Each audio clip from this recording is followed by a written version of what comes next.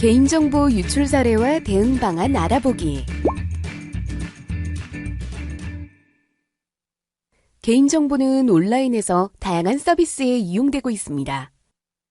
정보통신 서비스를 제공하기 위해서 기업에서는 많은 양의 개인정보를 보유하고 이용하게 됩니다. 개인정보 유출. 한 번쯤 들어보신 적 있으신가요? 개인정보 침해에 따른 상담 건수는 해마다 꾸준히 증가하고 있으며 최근 3년간 35만 5,483건이 발생하였습니다. 뿐만 아니라 1인 1일 스팸 수신량도 지속적으로 발생하여 평균 2일당 한 건의 스팸을 수신하고 있다고 합니다.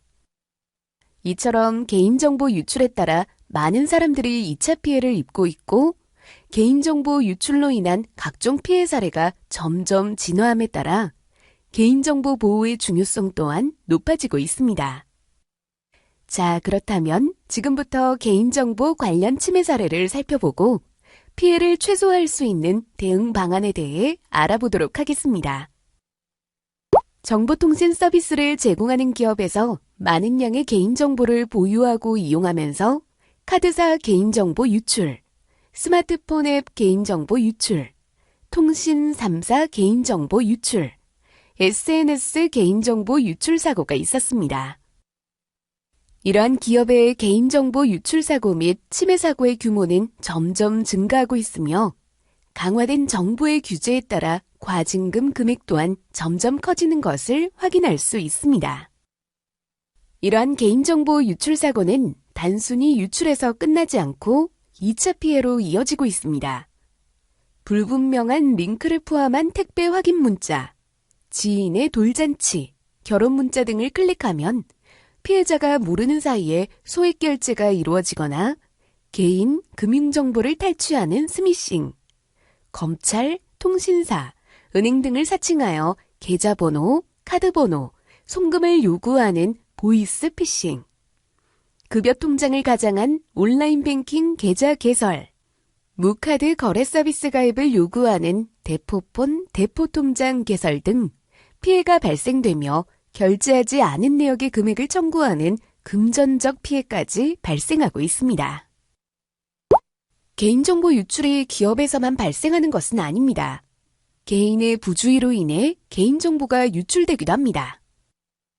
며칠 전 평소 필요한 물건을 싸게 공동구매할 수 있다는 SNS 글을 확인했습니다.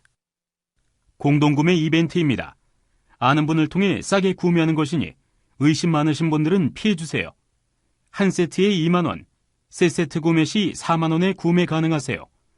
선착순 5세트입니다. 비밀 댓글이나 쪽지로 이름, 주소, 연락처, 아이디, 원하시는 수량, 입금 예정인 계좌번호 보내주세요.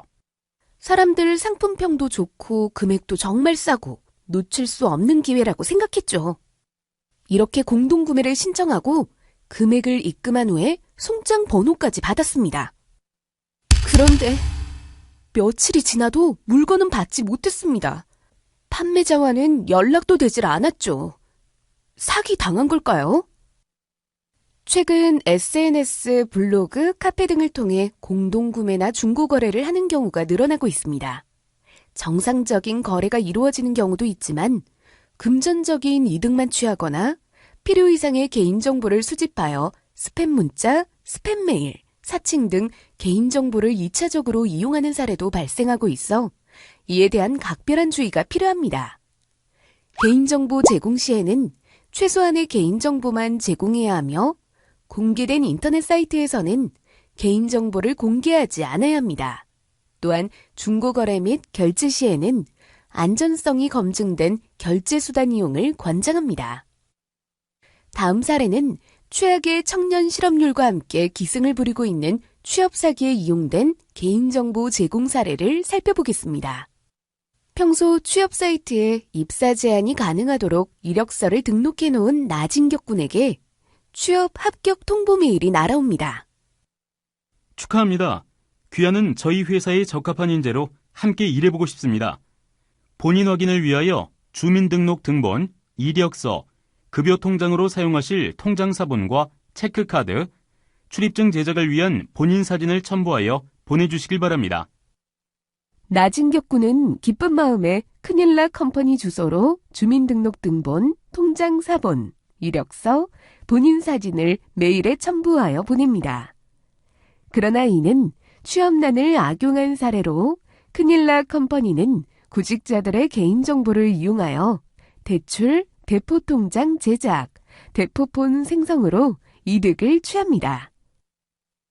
꼭 기억하세요. 개인정보 취득을 위해 접근하는 취업 사기는 다양합니다.